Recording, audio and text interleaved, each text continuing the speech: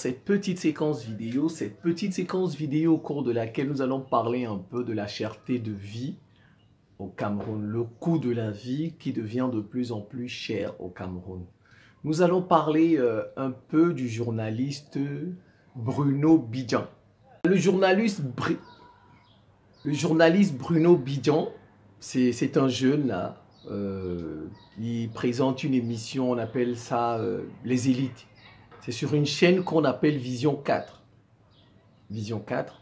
Il a été arrêté parce qu'il a fait une dernière sortie là, sur les réseaux sociaux. Dans sa sortie, il s'est indigné de la cherté de la vie au Cameroun. Vous savez, depuis le 2 février, vendredi 2 février, il y a eu une augmentation, on va dire comme ça, aux alentours de 13 à 15% du prix du carburant, en gros. Voilà le prix du carburant. Et vous savez, le carburant, c'est très important. Parce que quand le prix du carburant augmente, tout va augmenter. Hein. Les loyers vont augmenter, ceux qui sont locataires. Le prix du transport va augmenter. La marchandise va... Parce que par exemple, pour que vous ayez les pommes, les patates, le haricot, etc., on va prendre ça en brousse, n'est-ce pas? Dans les plantations. Mais les plantations, il ne soulève pas ça sur sa tête. Il prend une voiture.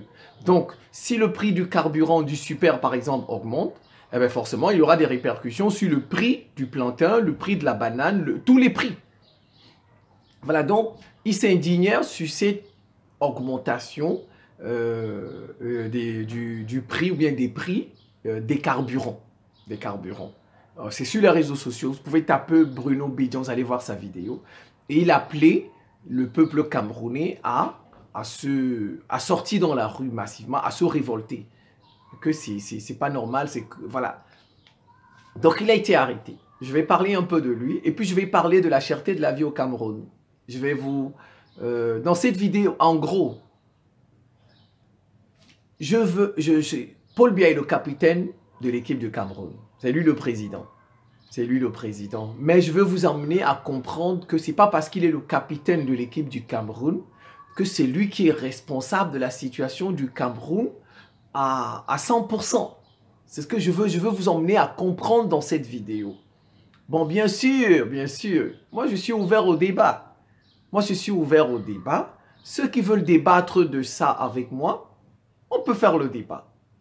Moi, j'invite toujours les gens au débat. Paul Biya. Bon, maintenant, nous sommes en 2024. En 2024. Nos présidents, désormais, sont responsables de ce qui arrive à nos pays. Je dis ça en 2020, à partir d'aujourd'hui, 2024, Paul Biya est responsable de ce qui arrive au Cameroun. Avant, il ne l'était pas.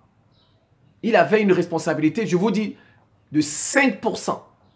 De 5%. Maintenant, vous pouvez dire que Paul Biya est responsable de votre malheur, de notre malheur à 100%. Je dis à partir de 2024, cette année. Pourquoi? Parce que désormais, vous avez la Russie. Vous avez la Russie qui veut aider les pays africains. Donc la Russie n'attend que des paysans africains lui tendent la main. Et la Russie va venir nous aider. Va venir protéger ce président qui veut se libérer des Occidentaux. Le problème de l'Afrique, il faut que vous compreniez ça, chers Africains. Camerounais, comprenez ça. Notre problème, ce sont les Occidentaux. Avec leur patron, les États-Unis. C'est ça notre problème, vous devez comprendre ça. Les présidents que vous voyez ne sont que des marionnettes. Ils ont une responsabilité de 5%. Parce que s'ils ne font pas ce qu'on leur demande, on va les tuer. Vous-même, si on vous dit qu'on va vous tuer, vous n'allez pas faire ça. Si on vous dit que vous ne faites pas ça, on va vous tuer. Ils ont tué Patrice Lumumba. Ils ont tué Olympio. Ils ont tué Oumniobé.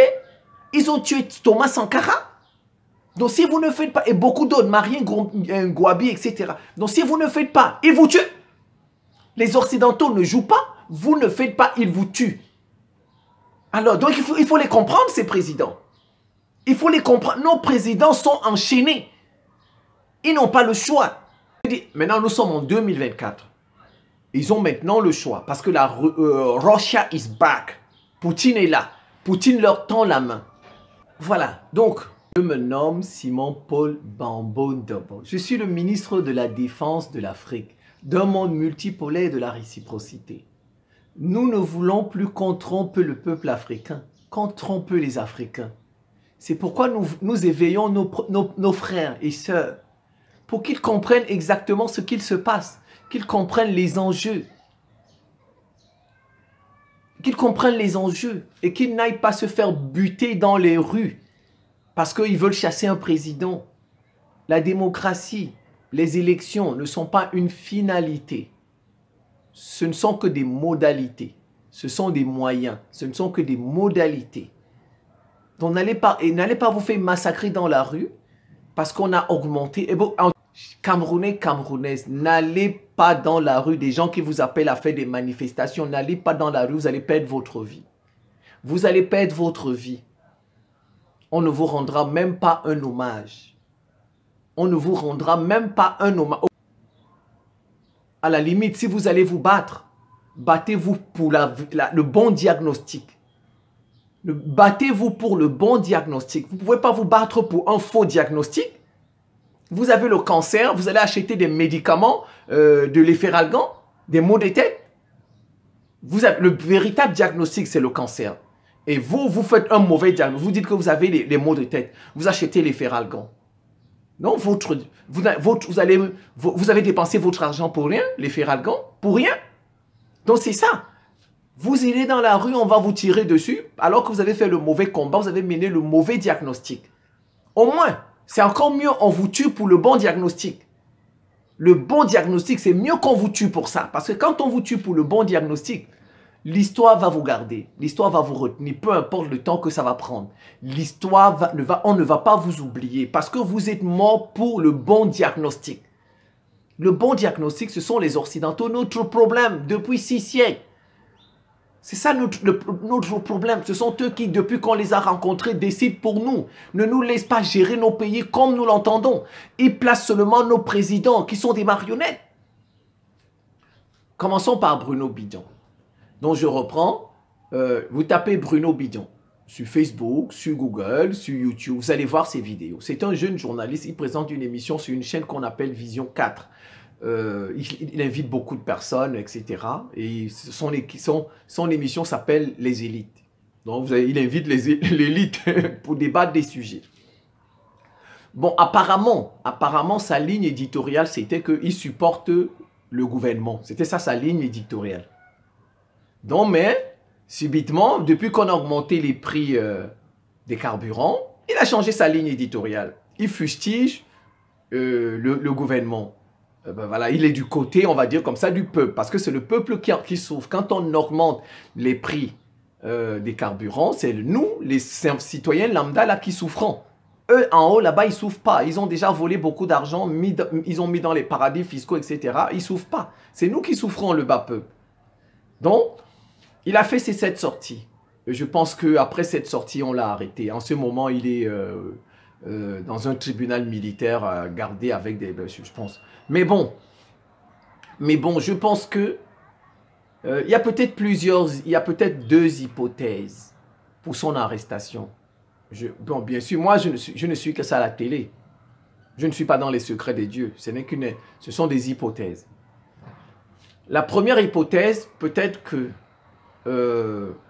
il a senti... Vous savez, on a cité son nom dans la mort de Martinez Zogo, le journaliste Martinez Zogo qui a été assassiné sauvagement. Son nom a été cité. Donc, il a même été entendu. C'est après qu'on l'a relâché. Maintenant, il semblerait qu'on a changé les juges. Ceux qui s'occupaient de cette affaire. On a changé les juges. Donc, il y a de nouveaux juges. Donc, peut-être que il a pensé que les nouveaux juges qui sont arrivés ne vont pas lui faire de cadeaux. Voilà, ne vont pas lui faire de cadeaux. Et donc, il s'est dit, bah, peut-être que c'est ma dernière chance. Il faut quand même que, pour une fois, je sois du côté du peuple camerounais qui souffre. Voilà, peut-être qu'on ne sait jamais, ce peuple peut me défendre si on m'arrête. C'est peut-être pourquoi il a fait cette sortie. Donc, il a anticipé sur son arrestation. Il a anticipé sur son arrestation sur l'affaire Martinez Zogo. On peut voir ça comme ça. Voilà, on va m'arrêter pour l'affaire Martinez-Ogo. Cette fois-ci, je suis cuit. Certainement, on va me condamner. Mais bon, je profite de la situation puisqu'il y a les carburants, une hausse des prix des carburants. Je profite de ça, je fais une sortie. Je fais comme si je suis du côté du peuple camerounais qui souffre de cette augmentation des prix.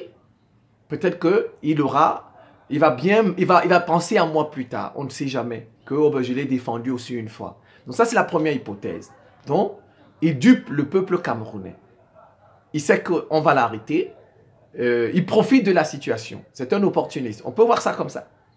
Voilà. Ça, c'est la première hypothèse. Mais la deuxième hypothèse, c'est...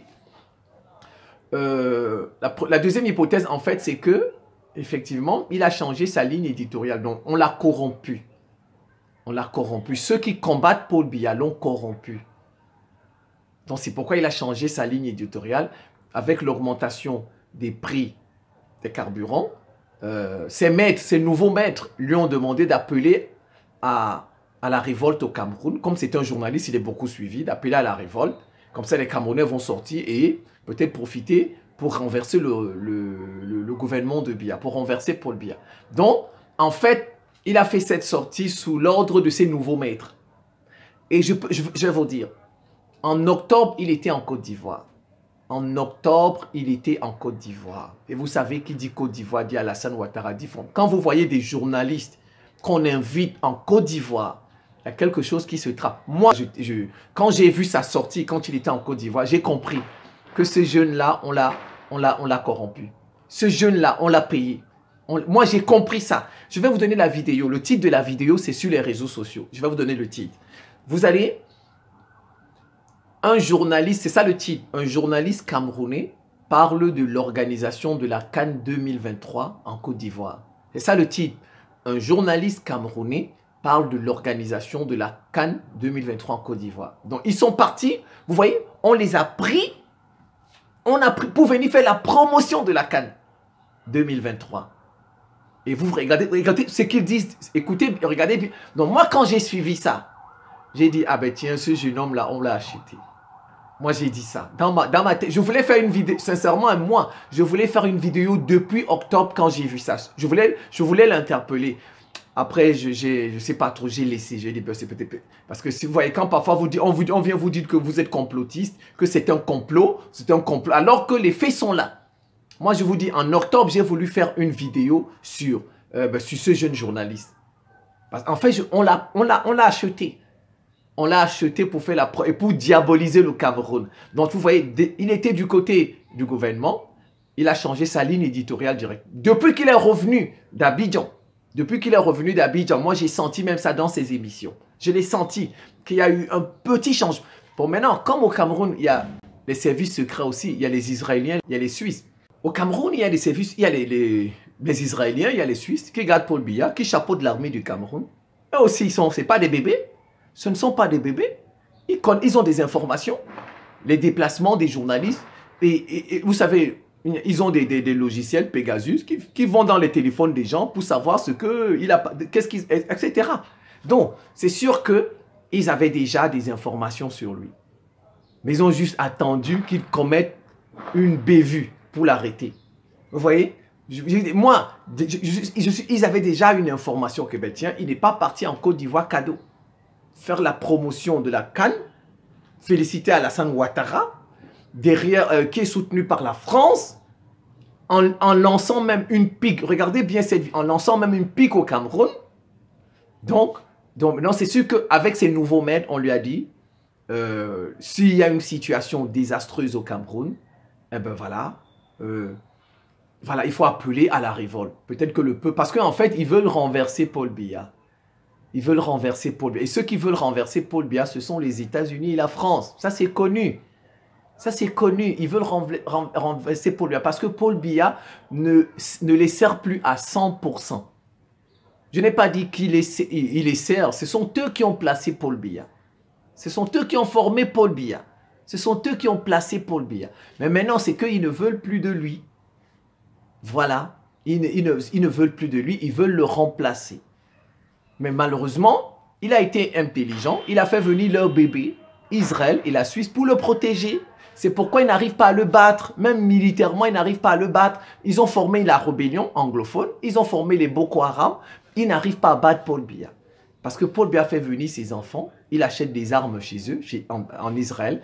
Et l'armée, le Bir est fort. Et l'armée du Cameroun s'en sort. Et Paul Biya est là. Donc en fait, ce qu'il se passe, c'est qu'on veut renverser Paul Biya. Et on utilise tous les moyens pour le renverser. On utilise le prix des carburants. On veut soulever la population. Et on a des faux opposants qui passent dans les réseaux sociaux et qui commencent à expliquer ceci. Ce ne sont que des faux opposants. Le jour où vous allez me présenter un vrai opposant, moi je le soutiendrai. Tous ces opposants que vous voyez, ce ne sont que de faux opposants. Si vous voulez, moi je vous dis, on fait un débat. Je vais vous démontrer par A plus B que ce sont de faux opposants. Je vais vous démontrer que ce sont de faux. Il n'y a pas de véritable opposant en Afrique.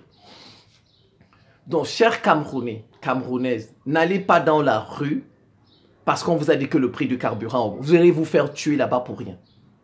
Vous irez vous faire tuer là-bas pour rien. Paul Biya, il a déjà à peu près 100 ans. Et il partira. Si nous avons patienté 40 ans, on peut encore patienter 5 ans. On peut encore patienter 6 ans. On peut encore patienter 7 ans. Il partira. Il est à la fin. Donc n'allez pas perdre votre vie pour des gens comme ça. S'ils veulent enlever Paul Biya, n'est-ce pas tous les jours ils voyagent dans leur pays? Dis-moi, est-ce qu'il n'était pas au sommet des États-Unis, Afrique, États-Unis, Paul Biya? Pourquoi ils ne l'ont pas tué là-bas? Ils n'ont pas fait quelque chose contre lui là-bas. Pourquoi? Pourquoi? Pourquoi ils veulent absolument que vous, Camerounais, nous, Camerounais, on se lève? Vous irez, on va vous tuer. On va vous tuer. Pour des opposants. Regardez comme on est en train de tuer des gens au Sénégal. Regardez comme on est en train de tuer des gens au Sénégal. Ce sont eux qui manipulent tout ça. On a déjà tué 2 étudiants sénégalais. Des étudiants. Des enfants, leurs parents comptaient sur eux. Leurs parents, mais ils sont déjà morts. Pour une fausse démocratie, pour le faux. Ils veulent. On a fait ça à Mobutu. On a fait ça à Mobutu, vrai ou faux? Vrai ou faux? On a fait ça à Mobutu. Mobutu a servi les États-Unis. Les États-Unis ont utilisé Mobutu pour tuer son propre frère, Lumumba. Lumumba. Pendant la guerre froide, les États-Unis ont utilisé Mobutu pour combattre les communistes en Afrique. C'était Mobutu qui était le bras anticommuniste en Afrique. Ce sont les États-Unis qui... C'est du Zaïre. Parce qu'il avait dit, le Zaïre, que Jonas Savimbi était soutenu, le rebelle angolais, pour combattre Dos Santos qui était soutenu par l'URSS. Vous avez vu? C'est comme ça. Mais après, quand l'URSS est tombé, ils sont allés négocier avec Dos Santos. Et ils ont éliminé Jonas Savimbi. Jonas Savimbi qui les a servis. Jonas Savimbi qui les a servis. Aller dans la rue de grâce. Et après, ils se sont retournés contre Mobutu lui-même qui les a servis. Ils sont allés chercher Kabila.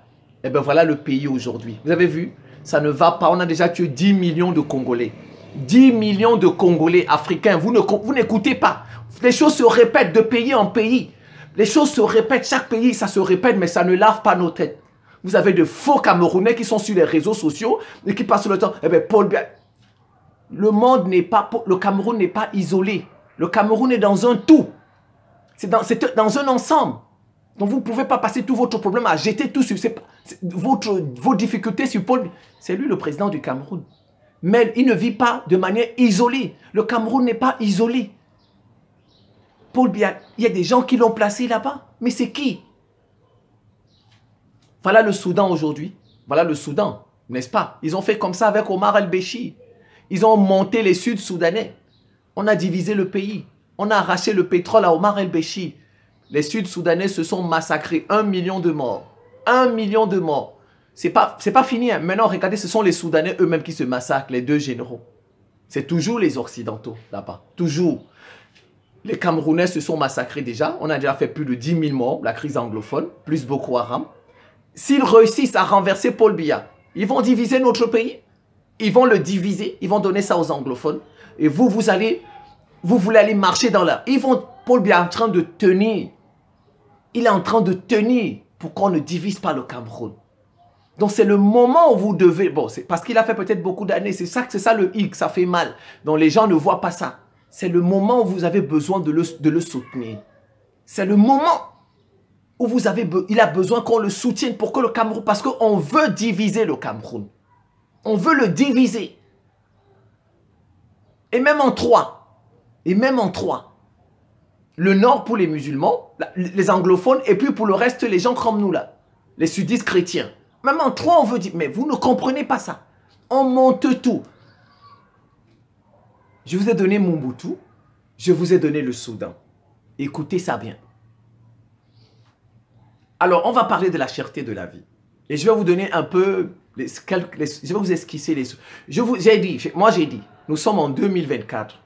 Désormais, on peut imputer nos difficultés à nos présidents. Parce que il faut... Donc c'est à nous maintenant de les encourager à tendre la main à Poutine. A dit, Poutine, s'il te plaît, viens nous aider. Viens nous aider. Regardez comme Poutine est parti au Mali. Regardez comme la Russie est partie en Centrafrique. Regardez comme la Russie est partie au Burkina, au Niger bientôt. Maintenant, c'est à nous. Mais les Camerounais n'arrivent pas à... Bon, tant mieux déjà, Paul Biya. Heureusement, en 2021, on a fait une coopération militaire avec la Russie. Vous voyez, c'est pourquoi on tient là. On tient. Le Cameroun est en guerre. Alors, on va parler du pétrole. On va parler du pétrole. Parce qu'ils pensent que nous, on ne connaît pas ces affaires-là. Moi, je lis beaucoup. Je lis. Et je me fais ma propre idée. Paul Biya, Ahidjo ont été placés par la France, par les États-Unis. Personne ne dit non. Maintenant, sauf qu'ils ne veulent plus de Paul Biya. Ils veulent l'écarter et ils veulent placer un nouveau qui va faire leur job. Voilà. Bon, maintenant, Paul Biya tient, il résiste. Commençons par la Sonara. La Sonara, c'est la Société nationale de raffinerie ou bien de raffinage du Cameroun pour raffiner les produits pétroliers. Pour raffiner les produits pétroliers. La Sonara, on l'inaugure en 1981. 1981, Paul Biya était Premier ministre de Ahidjo. Bon, vous savez, le Premier ministre n'a pas beaucoup de pouvoir. Lui-même, c'était un pion. Donc, celui qui commandait, c'était le président. Mais le président ne commandait pas, il était commandé par la France. Vous êtes d'accord avec moi? On découvre le pétrole du Cameroun dans les années 70. Et le Cameroun devient un pays producteur de pétrole en 1977. Comprenez bien, hein, comprenez bien. Le Cameroun devient un pays producteur de pétrole en 1977. Maintenant, on monte une raffinerie, la Sonara, qui est à Limbe. La Sonara, on va l'inaugurer en 81. Donc, 4 ans après que le Cameroun soit devenu État pétrolier, officiellement. Et c'est Ahidjo qui est président. Ceux qui découvrent le pétrole du Cameroun, ce ne sont pas des Camerounais. Ce sont les Occidentaux, n'est-ce pas? Ce sont eux qui ont les grands géologues, les grands ingénieurs en pétrochimie. Et je vous rappelle déjà, Simon Pondo. Simon Pondo, il a été tué. C'était un ingénieur, l'un des tout premiers ingénieurs en pétrochimie du Cameroun, qui a été tué en 79, 2 ans après que le Cameroun soit devenu État pétrolier. Il a été tué. Il avait une femme blanche, une femme états-unienne, des États-Unis, sa femme. Et ils avaient un enfant de 3 ans. Il avait découvert que le pétrole du Cameroun, on le volait. On le volait. Vous savez qui le volait? Vous savez qui le volait? Voilà. On le volait. Et il était prêt à dénoncer cela. Il était prêt. On a envoyé des gens chez lui. On a tué toute la famille. On a tué le mari. On a tué la femme qui est états-unienne, une blanche. On a tué l'enfant de 3 ans. Et il était maître. C'était un karatéka. Hein? Il avait une ceinture noire, ceinture rouge, très fort. Ça avait fait des problèmes en 79 au Cameroun. Vous voyez, le pétrole que vous voyez là du Cameroun, on a tué des gens pour ça. On a tué des gens pour ça qui ont découvert qu'on le volait, qu'il y avait de la magouille, qu'il y avait de la mafia. C'est pas aujourd'hui le pétrole. Bon, maintenant regardez, ceux qui découvrent le pétrole, ce sont des Occidentaux. Ils découvrent que le pétrole du Cameroun, c'est un pétrole brut, lourd. Il est lourd, il est lourd, il est lourd. Mais regardez ce qu'ils font. Ils construisent une raffinerie pour raffiner un pétrole léger. C'est pas normal? Vous voyez? C'est déjà pas normal. On découvre du pétrole lourd chez nous, au Cameroun. Mais au lieu de monter une raffinerie qui peut raffiner ce pétrole lourd, on nous construit plutôt une raffinerie qui raffinent du pétrole léger. Donc, ça veut dire quoi? Ça veut dire que, comme vous voyez, le pétrole du Cameroun, le Cameroun ne raffine pas son pétrole parce que c'est un pétrole lourd. Il n'a pas une raffinerie capable de le faire. Donc, le Cameroun, qu'est-ce qu'il fait? Il est obligé d'aller sur le marché international acheter du pétrole léger. Le pétrole que vous voyez au Cameroun, là, on achète ça sur le marché international alors que le Cameroun est producteur de pétrole. Donc, dès le départ, non, en fait, ils ont fait exprès, parce qu'ils ne veulent pas que nos États soient autonomes, que nous vivions toujours d'eux. Si on a besoin du pétrole, on va prendre à l'extérieur chez eux, mais comme ça, nous dépendons d'eux. On a fait comme ça avec tous les pays africains. Je vous donne le cas du Nigeria. Le Nigeria, c'est le premier producteur de pétrole en Afrique, le Nigeria, n'est-ce pas? La raffinerie du Nigeria, c'est le pétrole lourd aussi. Mais le Nigeria importe plus de 80% de son pétrole. Plus de 80% de ses besoins en produits pétroliers. Donc vous voyez, c'est des choses qu'ils ont faites exprès, les Occidentaux, pour qu'on ne soit pas autonome. Vous voyez, qu'on ne soit pas autonome. Mais maintenant, regardez, c'est tout récemment que Aliko Dangote, le milliardaire, il a construit une raffinerie capable de raffiner tout le pétrole du Nigeria. Tout récemment. Bon, pourquoi ils ont permis? Parce que le Nigeria est leur pion. Vous êtes d'accord? Sinon, ils ne peuvent pas permettre ça.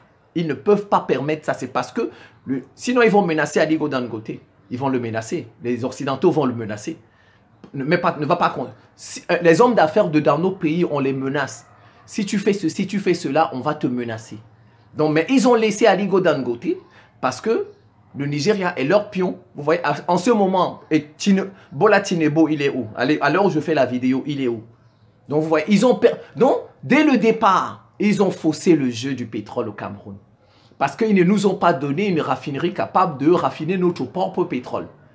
Alors, donc, nous achetons le pétrole à l'étranger. Vous voyez, à l'étranger. Donc, les cours internationaux du pétrole. Maintenant, on prend le pétrole léger et on vient le raffiner dans notre société qu'on appelle la Sonara. Voilà. Je pense que vous avez compris d'où vient le problème. Voilà. Donc, notre propre pétrole, il est vendu sur le marché international. Mais on ne le consomme pas au Cameroun parce qu'il est lourd. Nous n'avons pas une société capable de le raffiner. Donc, on achète du pétrole léger et notre société le raffine. Et c'est maintenant ce pétrole-là qu'on a acheté à l'étranger qu'on utilise au Cameroun. Alors, qu'est-ce qui se passe? Ce que vous devez comprendre dans le marché du pétrole, il y a trois acteurs. Il y a trois acteurs. Il y a les traders. Vous savez, on dit les traders. Vous entendez les traders. Ce sont des intermédiaires. Ce sont des intermédiaires. Ils reçoivent ce qu'on appelle des commissions. Et bon, si le trader vous met une commission très très élevée, ben le pétrole sera cher chez vous, le carburant.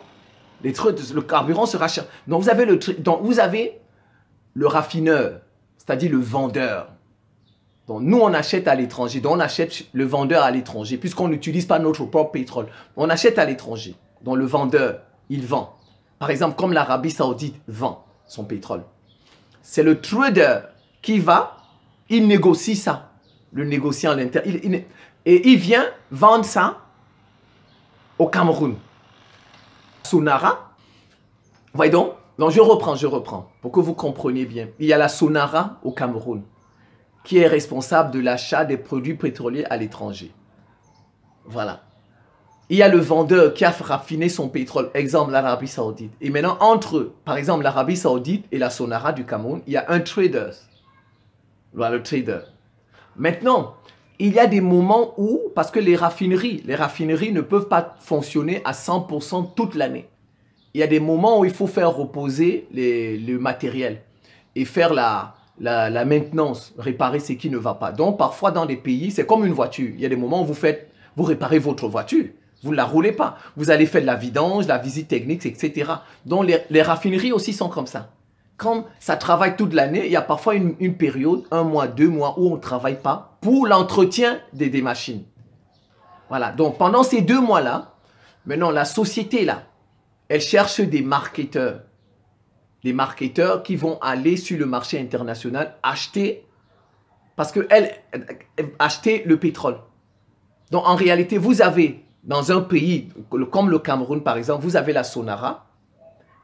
le patron du pétrole, mais il a à côté de lui les marketeurs, parce que parfois la Sonara a 2 mois où elle ne travaille pas. Donc ce sont les marketeurs auxquels la Sonara permet d'acheter du pétrole à l'étranger pour le Cameroun. Maintenant, Sonara est marketeur. Ils passent par des traders. Et les traders qui vont acheter ça chez les vendeurs, chez ceux qui vendent. Là, c'est comme ça. Et vous voyez, et chacun prend une commission. Vous voyez, chacun prend une commission. Les traders prennent une commission sur le litre du pétrole. Donc vous voyez, les prix déjà que nous avons, vous voyez, seront affectés parce que, bon, sur la chaîne, il y a plusieurs intervenants. Bon, c'est certain, il y a de la mafia. Ça, il y a de la mafia dans tout ça. Ça, on ne peut pas, il y a de la corruption, etc. Maintenant, qu'est-ce qui se passe? Le 31 mai 2019, la Sonara brûle. Vous savez, il y a la guerre au Cameroun. Donc, les rebelles attaquent la Sonara. Ils brûlent ça. Les rebelles, c'est qui? Formés par les Occidentaux. Donc, ce sont les Occidentaux qui ont demandé de brûler la Sonara du Cameroun. Vrai ou faux? Ce sont les Occidentaux qui ont demandé aux rebelles de brûler la Sonara du Cameroun. Pour que plus personne n'ait du pétrole. Plus personne. Voilà. Donc, depuis 2019, le Cameroun n'a plus de société de raffinage, n'a plus de raffinerie.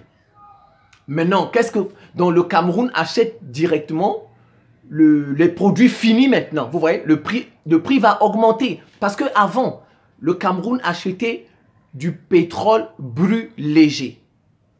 Le Cameroun emmène ça dans sa raffinerie.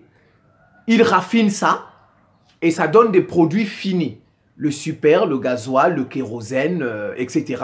Et le fuel, vous voyez?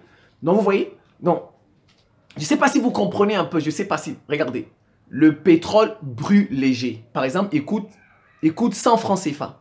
N'est-ce pas? Vous achetez. Vous venez raffiner ça chez vous. Vous obtenez les produits finis. Donc, on peut maintenant les vendre, par exemple, à 150. À 150. Mais maintenant, comme on n'a plus de raffinerie, le Cameroun achète directement les produits finis. Donc, directement le gasoil, le super à l'étranger. Donc, maintenant, il achète au prix du marché là-bas. Donc, c'est normal que ça aura des conséquences au Cameroun. Que les prix vont augmenter. Les prix vont augmenter. Vous voyez, ce n'est pas... Vous n'allez pas mettre ça sur le dos du président. Ce sont des rebelles qui ont détruit la Sonara, la société qui faisait du pétrole, pour qu'on ait des bons prix chez nous. Donc, on ne va pas accuser le président de la cherté de la vie. Des gens qui veulent l'enlever, qui lui font la guerre, qui veulent diviser le Cameroun, détruisent la Sonara. Donc, où est la faute du président dans tout ça? Où est la faute? On veut l'enlever, on veut diviser votre propre pays, on détruit la Sonara qui vous donne du pétrole, et vous venez accuser le président. Vous voulez aller marcher dans la rue, il faut enlever le président. On veut diviser votre... Si on l'enlève, mais on a enlevé Mobutu, ce n'est pas le Congo qui est divisé. Dites-moi, on a enlevé Mobutu, vrai ou faux? Le Congo n'est pas divisé. Il est divisé. On a enlevé Omar el-Béchir. Le Soudan n'est pas divisé. Allez, suivez ces gens-là. Suivez ces gens-là.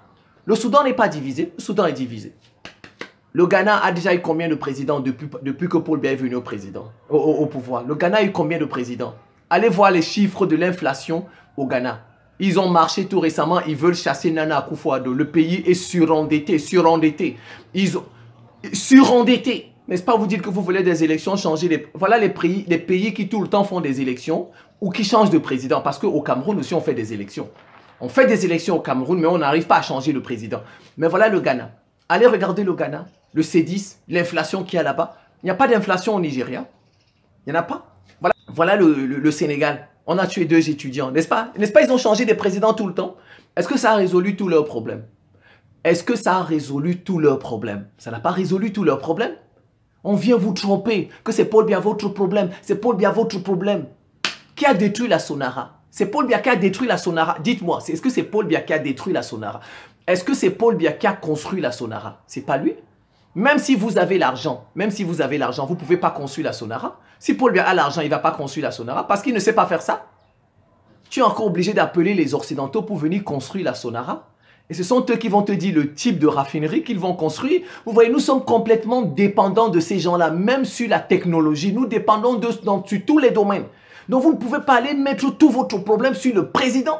Mais je vous avertis, ils ont construit des brasseries pour nous faire boire. Ils ont bien construit des brasseries pour nous faire boire. Au Cameroun, les gens boivent, ils boivent. Mais ils n'ont pas pu construire une raffinerie pour raffiner notre pétrole. Vous voyez? Vous voyez comme tout est... Donc, on préfère nous saouler la gueule que de nous construire une raffinerie capable de raffiner notre propre pétrole dans les années 80, dans les années 70. Ils ne l'ont pas fait. Mais ils ont fait les brasseries du Cameroun pour qu'on se saoule, pour qu'on se saoule. Vous ne voyez pas ça? D'accord. Vous voyez? Donc, voilà d'où vient le problème. Le Cameroun n'a plus de raffinerie pour raffiner pour raffiner le pétrole qu'il achète à l'étranger. Voilà, déjà sa raffinerie ne pouvait pas raffiner son propre pétrole. Bon, maintenant, vous allez me demander où va l'argent du pétrole du Cameroun. Bon, les Camerounais ne savent pas d'où va l'argent de leur pétrole. Il semblerait, on met ça dans une caisse spéciale, le président, pour l'armée. Et bon, vous voyez, on arrive quand même à nous protéger. Les Maliens payent leur sécurité, hein. Vous n'avez pas vu les Maliens, on dit Wagner, ils payent tant, Centrafrique, on paye. Vous voulez bien dormir chez vous, il faut qu'on paye votre sécurité. Si vous voulez, c'est parce que le bir est fort. On a fait la guerre contre le Nigeria pour Bakassi. Si au Nigeria, on n'était pas fort. On nous aurait déjà pris Bakassi. On nous aurait déjà pris Bakassi. Donc, les militaires là, il faut les nourrir. Vous ne savez pas ça, il faut acheter l'armement, le matériel. Tout ça. Sinon, vous n'allez pas dormir tranquille chez vous. Boko Haram va vous terrasser. On va occuper, comme on a occupé le Mali, 80% du Mali. Heureusement, Assimi Goïta est allé chercher Wagner. Et regardez le Mali, c'est la même chose. Donc, qu'est-ce qui se passe? Paul Biya a annoncé que, le 31 décembre, le discours de fin d'année, que les prix du carburant vont augmenter, je pense 2 fois. Voilà, 2 fois cette année. Il a annoncé ça. Il a dit pourquoi? Parce que, en fait, vous savez, le carburant au Cameroun, on le subventionne à hauteur de 640 milliards de francs CFA. 640, dont l'État ne veut plus subventionner. Il trouve que ça lui coûte cher. 640 milliards de francs CFA. Il veut utiliser ça dans d'autres choses, dans d'autres projets de développement, ou bien pour l'armée. Voilà, parce que Paul Biya ne veut pas qu'on divise le Cameroun. Paul Biya ne veut pas. Donc les 640 milliards de francs CFA là, qu'il mettait pour subventionner le pétrole, les produits pétroliers, il veut utiliser cet argent à faire autre chose. Bon, on nous dit officiellement, moi je pense que c'est pour des questions de développement. Il veut construire peut-être des infrastructures. Moi je pense aussi que c'est pour l'armée. Il veut donner ça à l'armée pour continuer à acheter le matériel parce que la guerre n'est pas finie. Il faut acheter les cartouches. Les cartouches, on ne vous donne pas ça gratuitement. Il faut acheter les cartouches, sinon on va diviser votre pays. Vous voulez qu'on divise le Cameroun? Voilà, peut-être que c'est... Non, c'est un peu notre effort de guerre, ça, que Paul Biya a fait. Les Camerounais, parce que, vous savez, il y a, on dit une augmentation de 15%. Une augmentation de 15% des prix. Donc, c'est peut-être notre effort militaire. Nous ne faisons pas la guerre, mais on va payer le carburant un peu plus cher. Cet argent-là, on va peut-être le prendre pour acheter, peut-être pour construire des infrastructures, certaines, ou bien pour l'armée, pour équiper l'armée, afin que le Cameroun ne soit pas divisé. Vous avez des gens qui veulent chasser Paul Biya, qui veulent diviser votre pays. Vous passez tout votre problème, vous le mettez sur un homme. On vous a dit que premièrement, une raffinerie, même s'il a l'argent, ce n'est pas lui qui peut construire une raffinerie. Il ne sait pas faire ça. Il est obligé d'aller chercher les Occidentaux et ce sont eux qui vont décider du type de raffinerie qu'ils vont construire. Et lui-même ne peut même pas évaluer la raffinerie parce qu'il ne sait pas faire ça. Il y a même si on prend des ingénieurs. Voilà, c'est comme ça. Vous avez votre argent, le franc CFA. Tu sors du franc CFA, on te coupe de SWIFT. Nos présidents sont prisonniers. Ils sont prisonniers. Tant que tu n'as pas une grande puissance qui te protège vraiment, ils sont prisonniers parce que il peut sortir du franc CFA, par exemple. Vous savez, nous avons notre argent au trésor français. Nous l'avons. Mais le Cameroun peut décider de sortir du franc CFA. Mais eux aussi peuvent se fâcher. Ils disent, bah, tiens, tu décides de sortir du franc CFA. On te coupe SWIFT. Vous connaissez SWIFT? Les systèmes bancaires là. Il n'y a plus de transactions à travers le monde. Personne ne peut plus vous envoyer l'argent au Cameroun. L'argent ne peut pas sortir, peut pas. Tout le pays est foutu. Les gens même qui passaient par Western Union, etc., MoneyGram, vous n'aurez plus l'argent. Donc vous voyez, parfois, nos présidents sont prisonniers. Ils sont prisonniers. Regardez même la Russie, ils ont coupé SWIFT. Même l'Iran, ils ont coupé SWIFT. Il a fallu que des pays comme la Chine, la Russie donnent un coup de main à l'Iran pour que l'Iran tienne. Vous voyez, c'est très difficile. Moi, je préfère soutenir un président qui veut se libérer. Moi, je préfère soutenir un président qui veut se libérer.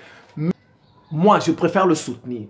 Si le président ouvre les yeux et qu'il veut libérer le pays des Occidentaux, moi, je le soutiendrai.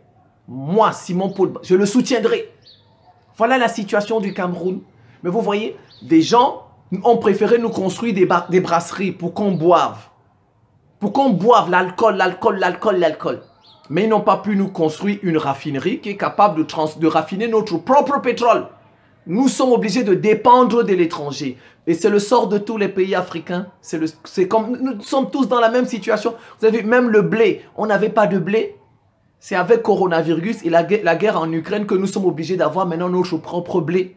Vous voyez, il faut des crises comme ça pour que nous soyons au courant des problèmes. Il faut des crises comme ça pour que nous soyons au courant des problèmes. Maintenant, on est en train d'avoir du blé peu à peu pour devenir autonome. Dites-moi, pourquoi est-ce qu'il y a des milliardaires au Cameroun? Il y a des milliardaires. Pourquoi Baba Dampulo ou bien Paul Fokam ne peuvent-ils pas construire une raffinerie au Cameroun? Regardez, Aliko Dangote a construit une raffinerie, mais ils ne peuvent pas. Parce qu'on les regarde. On les regarde. La France les regarde. Les États-Unis les regardent. Ils vont mettre leur argent pour construire une raffinerie. Ben, on va les faire tomber. Parce qu'eux, ils veulent faire tomber Paul Biya. Donc si toi, tu prends ton argent, tu dis que tu vas venir construire une raffinerie, c'est toi plutôt que les Occidentaux vont sanctionner. Vous pensez, Aliko Dangote, vous pensez que les milliardaires du Cameroun ne peuvent pas construire une raffinerie? N'est-ce pas? Ils ont construit des brasseries UCB de Kadi, qui est déjà mon père, son âme. N'est-ce pas? Les milliardaires du Cameroun peuvent construire des raffineries dignes de ce nom. Comme Aliko Dangote l'a fait au Nigeria. Mais ils ne peuvent pas. Parce que s'ils le font, c'est pour dépanner le gouvernement Paul Biya que les Occidentaux veulent enlever. Donc, en fait, c'est le milliardaire qui aura finalement les problèmes. Et la preuve, Steve Jocelyn Ngom, le journaliste là qui fait Panafricanist TV, celui-là qui travaille avec les Bandakani, ils avaient une émission dans la chaîne de télévision du milliardaire camerounais. Hein? Vous connaissez la chaîne de... j'ai oublié le nom de sa chaîne. Oh, ben, si ça me revient, je vais vous remettre ça là, je vais écrire son nom. Ils avaient une émission dans cette chaîne. Bandakani avait le journaliste Steve Jocelyn Ngos. Il les invitait pour critiquer l'Occident, etc. Mais le milliardaire, il a enlevé cette émission. Baba Dampulo, il a enlevé cette émission. Ça veut dire que même nos milliardaires... parce qu'il a subi des pressions. Il a subi des pressions. On lui a dit, ah, supprime cette émission dans ta chaîne. Sinon, nous, on va s'occuper de toi. Hein. Voilà, vous voyez? Donc même les milliardaires du Cameroun ne peuvent pas construire une raffinerie pour le Cameroun. Parce que s'ils construisent une raffinerie, ils deviennent ennemis de ceux qui veulent enlever Paul Biya. Mais on vient vous demander d'aller dans les rues pour manifester. Prenez ça comme votre effort. Prenons, chers Camerounais, Camerounaises, prenons ça comme notre effort de guerre. C'est notre effort de guerre. Soyons patients. Si on a patienté 30 ans, 40 ans, on peut encore patienter 7 ans. On peut encore patienter 10 ans. Paul Biya va partir. Et peut-être quand il partira, lui-même va juger bon de laisser quelqu'un qui va continuer la souveraineté du Cameroun. Nous, on veut la souveraineté. Nous, on veut, même s'il faut souffrir, nous, on veut que nos pays soient souverains. Comme le Mali. Comme le Mali qui est en train de devenir souverain. Comme le Burkina. Voilà ce que nous, on veut. Donc, il faut patienter. Lui-même va chercher quelqu'un qui... De toutes les façons, ce n'est pas nous qui l'avons placé là-bas. Il n'a jamais été élu en 82, Paul Biya, n'est-ce pas? Donc, soyons patients. N'allons pas perdre notre vie dans les rues parce que la vie est chère, la vie est chère. Il faut mettre ça sur le dos de l'économie. C'est l'inflation. Voilà, je sais, c'est l'inflation. C'est un terme économique pour dire que la vie devient de plus en plus chère. Et ce n'est pas propre au Cameroun. Même au Nigeria, il y a l'inflation. En ce moment, au Ghana, les gens pleurent. Les maisons, dans 30 ans, n'auront pas le même prix. La voiture, dans 30 ans, n'aura pas le même prix. Dans la vie, il faut être catastrophiste. Catastrophiste dans la vie. Dans la vie, il faut toujours penser que les mauvaises choses, le malheur peut vous arriver. Il faut se préparer. Mettez ça sur le dos de l'inflation, c'est de l'économie. Regardez, en ce moment, nous n'avons pas de Sonara, de société de raffinage. Même les bateaux Même les bateaux, nous n'en avons pas. Les bateaux qui font venir le pétrole au Cameroun. C'est pas pour nous. Là-bas en route, on peut menacer nos bateaux. Ça peut traîner, il peut avoir pénurie. Nous n'avons rien. Les gens ont tout fait pour qu'on soit toujours dépendant d'eux. Même les bateaux, nous n'en avons pas. Donc, le pétrole que nous achetons sur le marché international, il faut des tankers pour nous emmener ça au Cameroun. Quelqu'un peut vous arrêter ça en pleine mer? Est-ce que nous avons notre armée en pleine mer pour surveiller ces bateaux? Est-ce que nous avons nos propres bateaux? Nous n'avons rien. Donc, vous voyez, nous n'avons rien. Donc, il faut comprendre ça. Donc, maintenant, c'est à nous de changer notre comportement. Regardez, je vous donne par exemple, le prix de la bière au Cameroun, la bière coûte plus cher que le carburant. Hein. La bière coûte plus cher que le carburant au Cameroun. C'est étonnant, n'est-ce pas? Le prix du super, il est à 800. Ils ont dit 840 maintenant. 840 le prix du super. Donc, il y a eu une augmentation de 15%. En gros, tout ce qu'ils ont augmenté, c'est 15%. Et ils pourraient encore augmenter dans 6 mois. Enfin, ils pourraient augmenter dans 6 mois. Mais la bière coûte plus cher que le carburant. La bière coûte plus cher. Mais vous allez voir, les Camerounais sont tous les jours dans les bars en train de boire. Mais ils crient pour le prix du carburant. Alors que la bière coûte plus cher. Quand c'est la bière, l'alcool pour boire, ça, il n'y a pas de problème. Même si vous augmentez les prix, ça, ils ne se plaignent pas. Ils ne se plaignent pas. Nous ne nous plaignons pas quand il s'agit de boire. Alors que ça a augmenté, eh bien, on sort l'argent, on achète. Et c'est peut-être pour ça aussi qui fait que le gouvernement voit que nous avons l'argent. Le gouvernement voit que nous avons l'argent et il augmente les prix. Vous voyez, le gouvernement, il voit que nous avons l'argent, puisque nous, même en dépit, chaque fois qu'on augmente le prix de la bière, ça n'empêche pas les Camerounais de consommer la bière. Quand il y a la fête, vous voyez. Donc, eh bien, nous avons l'argent. Nous avons l'argent, donc le gouvernement a augmenté. Donc, il faut aussi changer notre comportement. Regardez, les garçons, ils passent tout le temps à jouer aux cartes, l'argent. On appelle ça chez nous le njambo. Voilà, c'est les paris. Vous voyez le pari là. On joue aux cartes. Les cartes là, et on gagne l'argent. Les gens passent tout le temps à jouer aux cartes pour gagner de l'argent. Ça veut dire qu'ils en ont. Les femmes, les mèches, les prix des mèches augmentent tout le temps. Les perruques augmentent et les femmes achètent. Vous voyez sur tous les plateaux de télévision, les femmes ont des mèches, des perruques, les mèches, elles achètent. Donc quand le gouvernement voit ça, il dit, ben, elles ont l'argent pour acheter des futilités. Elles ont l'argent pour acheter des mèches qu'on fabrique à l'étranger. Des mèches le marché des mèches, ça marche en Afrique. Le marché de la bière, ça marche en Afrique. Eh bien, quand votre gouvernement voit des choses comme ça, que vous courez, et quand il s'agit des mèches, des perruques pour les femmes, elles ne se plaignent pas. Même les produits de beauté, elles ne se plaignent pas. Qui gaspillent la peau, le défrisage des cheveux, le maquillage, qui gaspille notre peau, notre corps que Dieu nous a donné. Vous voyez, les femmes sont capables de mettre tout leur argent là-dedans. Les hommes sont capables de mettre tout leur argent dans le njambo, les jeux de cartes pour gagner de l'argent. Ils sont capables de mettre tout leur argent pour se raser. Ils sont capables de mettre tout leur argent pour boire la bière. Eh bien, quand le gouvernement voit ça, il va dire que vous en avez. Donc, il va vous augmenter les prix surtout qu'il est en pleine guerre. Surtout qu'il est en pleine guerre, le gouvernement. Il ne veut pas que le Cameroun soit divisé. Donc, qu'est-ce qu'il fait? Il vous dit que les subventions, ça pèse sur son budget. Eh bien, il enlève les subventions. Parce que vous avez... Donc, il faut changer aussi de comportement. Les Camerounais doivent changer leur comportement. Voilà, changer le comportement et puis devenir plus entreprenant. Quand on augmente les prix comme ça, pensez à multiplier aussi vos activités, vos sources de revenus. Par exemple, un enseignant, quand il enseigne, il va faire les cours de répétition. Le soir, il peut aller même dans un marché, ouvrir un truc pour réparer les téléphones. La débrouillardise. Il faut multiplier les sources de revenus. Il faut mettre ça sur le dos de l'inflation, c'est normal. Dans tous les pays au monde, les prix augmentent. C'est comme ça que moi je vous invite à faire, chers Camerounais. Dans tous les pays au monde, les prix, c'est pas le Cameroun n'est pas seul à vivre ça. Et si vous allez, même en Centrafrique, le carburant ça coûte plus de 1000, alors que chez nous, nous sommes à 850. Et vous allez remarquer, la plupart des pays qui affrontent les Occidentaux, ce sont eux où le carburant est cher. Regardez bien, hein? Centrafrique, le litre, c'est plus de 1000 francs CFA. Au Cameroun, on vient d'augmenter, c'est à 840, on va dire ça comme ça. Mais allez voir le Gabon. Au Gabon, c'est moins de 600 francs CFA. Au Gabon, c'est moins de 600 francs CFA. Au Congo, Brazzaville, c'est moins de 600 francs CFA. Au Tchad, c'est moins de 600 francs CFA. Alors que nous sommes tous des pays, sauf peut-être Centrafrique, je pense qu'ils ne produisent pas de pétrole. Et vous allez voir, tous ces pays, leurs raffineries n'ont pas été détruites.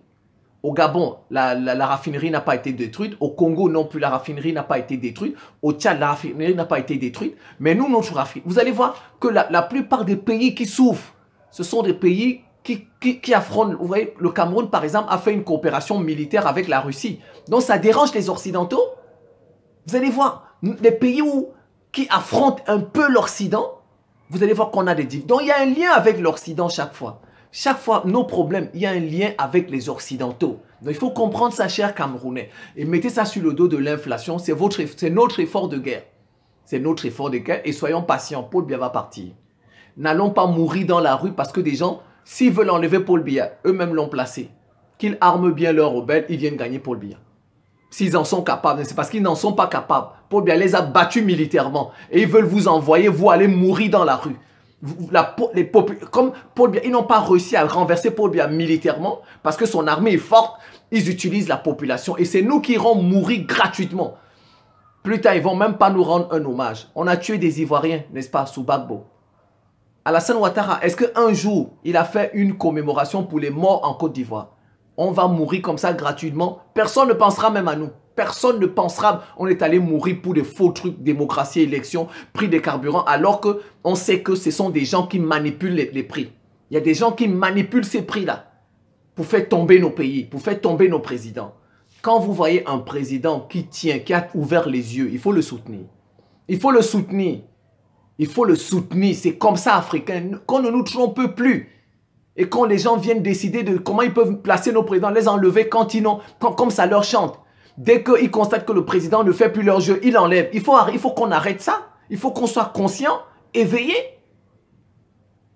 Changeons notre comportement. Notre comportement. La bière, il faut arrêter la bière. Réduire au moins, réduire. Si on ne peut pas arrêter complètement, il faut réduire. La cigarette, il faut réduire. C'est aussi de l'argent qu'on met là-dedans dans la cigarette. Les mèches, les perruques, c'est aussi de l'argent. N'est-ce pas? Vous voyez, tout le monde a des copines. Vous voyez un garçon qui a 2, 3, 4 copines. Ça, c'est voilà. Il faut changer son comportement et augmenter ses sources de revenus. Et je voudrais terminer par appeler, de grâce, président Paul Biya, faites un effort pour améliorer les conditions de vie des Camerounais. Faites un effort de grâce où vous êtes là et votre entourage. De grâce, faites un effort pour améliorer les conditions de vie des Camerounais. Et de grâce, si vous pouvez libérer ce jeune journaliste, Bruno Bidjan, c'est pas, libérez-le. Libérez-le de grâce. Et bien d'autres, par exemple, de Maurice Kamto, du MRC, le parti de Maurice Kamto, qui ont été arrêtés. Libérez-les. Libérez-les. Tant qu'ils n'ont pas pris les larmes, les militaires comme ça pour venir, non. Il faut les libérer. Ce ne sont que des simples civils. Les civils, il faut empêcher qu'il y ait des manifestations, d'accord, mais il faut les libérer, de grâce. Tous ceux qui ont été arrêtés parce qu'ils manifestaient, ou bien tous ceux qui ont été arrêtés pour la liberté d'expression, au Cameroun, de grâce, Paul Biya, Popol, le patriarche, il faut les libérer. Il faut les libérer. Ce n'est que la liberté d'expression. Ils ont juste voulu manifester peut-être. Il faut les libérer. Ils sont parfois des parents, ils ont des enfants. Ils ont des enfants. Voilà, je pense que je vais m'en tenir là. C'est la fin de cette petite séquence vidéo. Je vous remercie pour votre attention et à très bientôt.